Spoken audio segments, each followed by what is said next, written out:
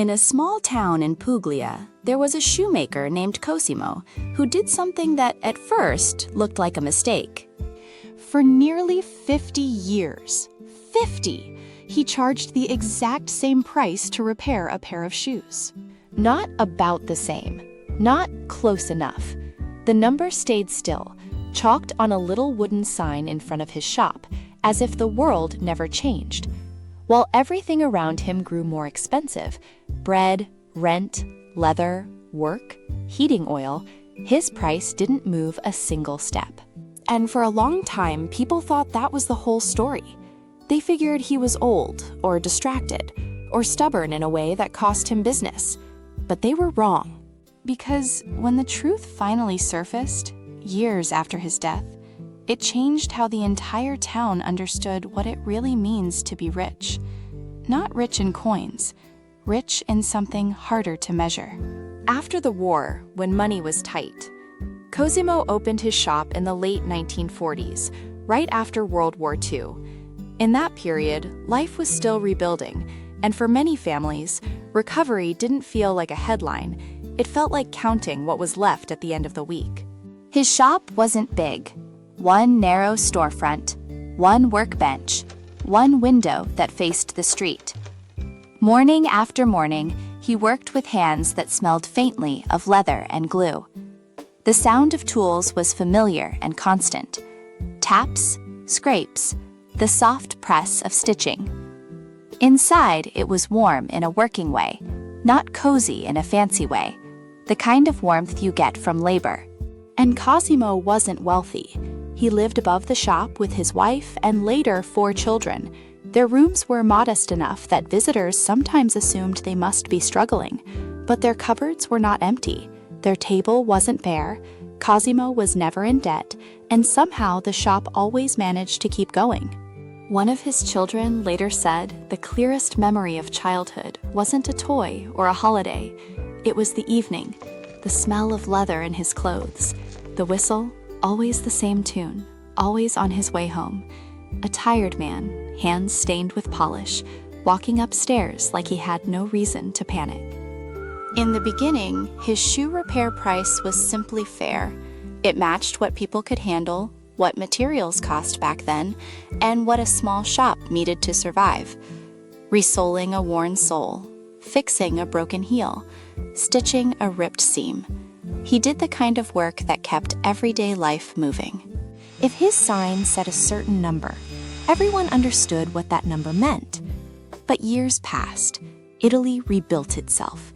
The 1950s came and went. Then the 1960s brought more work, more movement, more spending. You could feel it in the streets. More customers, more clothing, more cars, more new things replacing old ones. Prices everywhere rose. Inflation didn't care about anyone's principles. Bread cost more, rent climbed, even the leather he needed for repairs became harder to afford. Every other business on the same street eventually adjusted their prices, because that's what businesses do when the cost of living changes. The baker raised his price, the butcher did too. The tailor down the way revised his fees. And Cosimo? Cosimo kept writing the same number on his wooden sign. He never forgot to update it. He never meant to later. He never doubled it, tripled it, or even nudged it slightly upward. The number stayed frozen, like a clock that refused to learn the new time. At first, people gave him the benefit of the doubt. Maybe next year, they thought. But next year arrived, and the sign didn't change.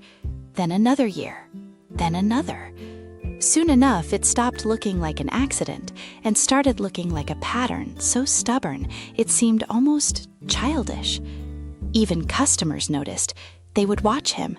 They'd hear the same price repeated again and again. Sometimes they'd offer him more anyway, out of guilt, out of fairness, out of the uneasy feeling that paying the old price almost felt dishonest. And Cosimo would shake his head.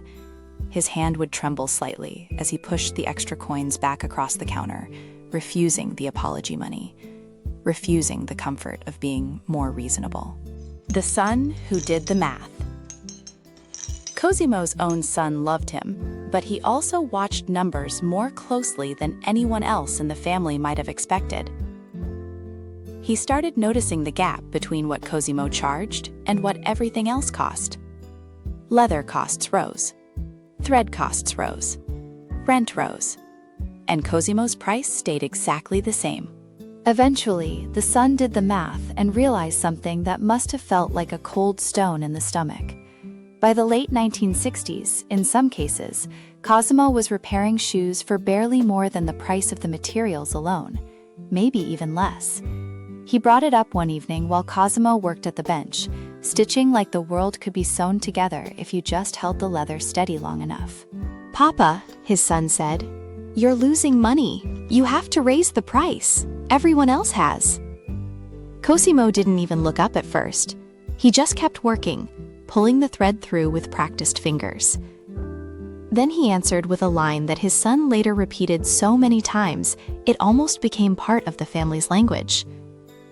"Everyone else isn't fixing shoes for the people I fix them for." It sounded simple, but it wasn't a business argument. It was a statement about dignity, about who the repair mattered to, and what the price meant in people's lives. Why the price mattered more than the price. In Cosimo's town, there were wealthy families, yes, but there were also far more people who weren't rich at all.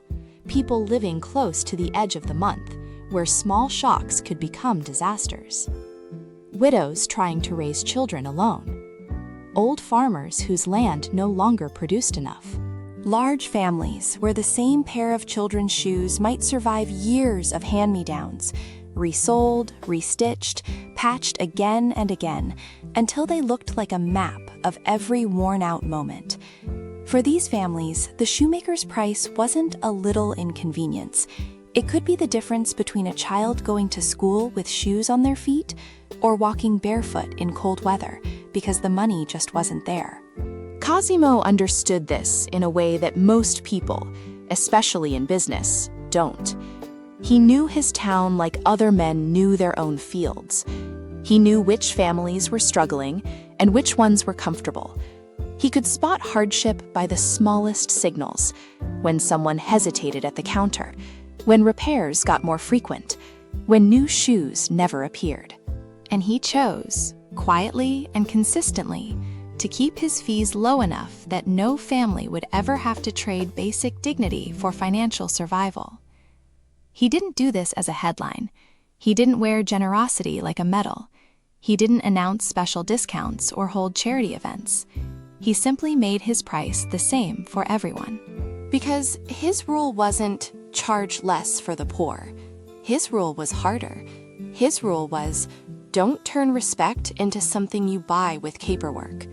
Once, Cosimo explained it to his daughter in words that felt like they came from a different kind of accounting system, the kind that doesn't balance with money. He said something like this: the moment he started deciding who deserved a discount, he started deciding who deserved respect, and he wasn't willing to make that kind of decision. So even wealthy customers paid the same low price. Not because Cosimo felt poor people were the only ones worth helping, but because he believed every human being deserved the same baseline dignity, no fine print attached. The stories that only came out after he died. Here's the part that truly shifted the town's understanding. Cosimo's actions weren't dramatic. They didn't arrive like fireworks. Instead, they happened like weather, quietly, constantly, year after year. So many people didn't notice the full shape of what he was doing. Even his own children didn't know everything. Some of the biggest pieces of the truth surfaced only after Cosimo passed away, when neighbors gathered and began sharing memories at the funeral. People in the town realized Cosimo wasn't just refusing to raise his prices. He was quietly reshaping the burden of life for others, again and again, without making a show of it. A widow stood out in those stories. Her husband had died in a work accident, leaving 5 children and almost no income. For nearly 15 years, Cosimo repaired those children's shoes for free. Free. And he didn't write it off casually. He wrote the transactions into his ledger as if payment had been made, so the widow wouldn't feel like she was accepting charity. The repairs were recorded like normal business, but the money never crossed the counter. Another story came from an old farmer who was too proud to ask for help. He would come in with worn shoes, stubbornly insisting he could pay what was fair. Cosimo would accidentally undercharge him, blaming a miscalculation, claiming he'd made an error when adding up the total. But the error always appeared for that one farmer, and the farmer never once looked at the situation and felt humiliated, because the kindness was wrapped in normalcy. Then there was the story of a young boy, an orphan raised by his grandmother. The boy received his first pair of proper leather shoes, years before anyone could think about how much it cost. The shoes were described as a gift from a customer who never picked them up, but later it turned out the customer didn't exist. It was Cosimo's private invention, a way to give a child dignity without forcing anyone to say the word charity. It wasn't a trick meant to confuse. It was a shield meant to protect. It wasn't easy. It cost him something. Sometimes when people hear a story like Cosimo's, they assume it must have been easy. Like he decided to be kind and then life conveniently rewarded him. But the truth was heavier than that. Cosimo's family didn't live in luxury. There were winters when money was tight even for his household. His wife managed their finances with extraordinary care, stretching what they had until it met the needs in front of them. She had to, because Cosimo had chosen a path where reasonable profit in the usual sense wasn't the goal. Their children, as they grew older, sometimes resented it. They watched other shopkeepers, tailors, butchers, grocers, gradually accumulate comfort. Their families seemed to climb steadily into stability, into nicer clothes, into more freedom. Meanwhile, Cosimo stayed steady. And as a young person, that can feel like limitation. It can feel like choosing the wrong lane. But eventually, something shifted for each of them. Not because they suddenly became wealthy, because they understood what their father had actually built. He hadn't built a fortune. He built trust. He built a promise that didn't depend on the mood of the market or the speed of inflation. He built a kind of social safety net, made of leather repairs and consistent prices. And it was made by a man who didn't ask anyone to clap. In his final years, Cosimo became ill, and the response to that illness revealed the deepest part of his impact. It wasn't hired caretakers who filled the shop with familiar faces. It was the town itself. Farmers who could barely walk came to sit by him. Grown men who had once been children in need, returned to spend hours by his bedside, remembering their first pair of shoes, remembering how it felt to step into school without shame, without fear, without cold toes. The widow brought meals every single day until his last breath. Not as a transaction, not as payback, as recognition, as love, as an understanding that Cosimo's kindness had become part of the town's identity. At the funeral, the priest said something that people still repeat. He told the town something they needed to hear out loud, because it went against the usual definition of wealth.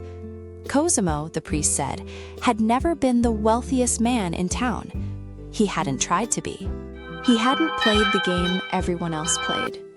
But on the day of his death, there was no man in that town more genuinely loved than Cosimo. Not one. That was the final piece, proof that his work had multiplied beyond what his ledger could show. The arithmetic of real wealth. If Cosimo's story teaches anything, it's not just be generous. Lots of people can be generous briefly. Lots of people can do one big thing that makes them feel proud and makes other people notice. Cosimo's generosity wasn't a moment. It was a system, a daily practice sustained for 50 years, without applause, without press, without turning kindness into a business strategy that could be measured in profits. He was wealthy in a way that doesn't fit neatly into bank statements. He understood an arithmetic most people miss. A fair price held steady through changing times isn't only a number. It's a promise. A promise that a struggling family can still walk into a shop, stand at the counter, and leave with their dignity intact, even if the world outside is getting farther. That's the difference. Money is one kind of power, but consistency, especially consistency in kindness, can become a kind of shelter. Now, you might be thinking, this was a shoemaker in a small town. How does that help real life today? Because you don't need a leather bench to learn the lesson. Cosimo wasn't just repairing shoes. He was repairing certainty. He was repairing the fear that comes from not knowing if tomorrow will be affordable. In your own world, you might not control prices on a sign, but you can still choose the kind of standards you keep when the cost of living rises, when pressure increases, when it would be easier to adjust your ethics to match your comfort. You can choose whether to make people feel like they're being judged at the door. You can choose whether your help comes with strings attached, and you can choose whether your fairness is something you offer only when it's convenient, or whether it's something you protect even when it costs you. Cosimo protected it for 50 years, one repair at a time, one refusal of extra coins at a time, one quiet act hidden inside normal business, until it became impossible for anyone to doubt the truth. Cosimo's shop no longer exists. In many parts of Italy, shoemaking faded as factories grew and imported goods took over. Crafts like his became harder to sustain. But his daughter kept the wooden sign for the rest of her life. The sign hung in her kitchen, faded from years of sun and dust, with that unchanged price still visible, like proof that a single act of principle can last longer than a building. Every time she looked at it, she wasn't just remembering a man who refused to raise his rates. She was remembering why he didn't. Because he understood that true wealth isn't only what you accumulate. It's what you're willing to give away, year after year, without needing anyone to ask. And if you've ever known someone like Cosimo, a grandfather, a shopkeeper, a neighbor who lived by their own quiet code, then this story probably feels less like a legend and more like recognition. Because somewhere out there, in the real world, someone is still practicing the same kind of arithmetic. Not the arithmetic of profit, the arithmetic of promise.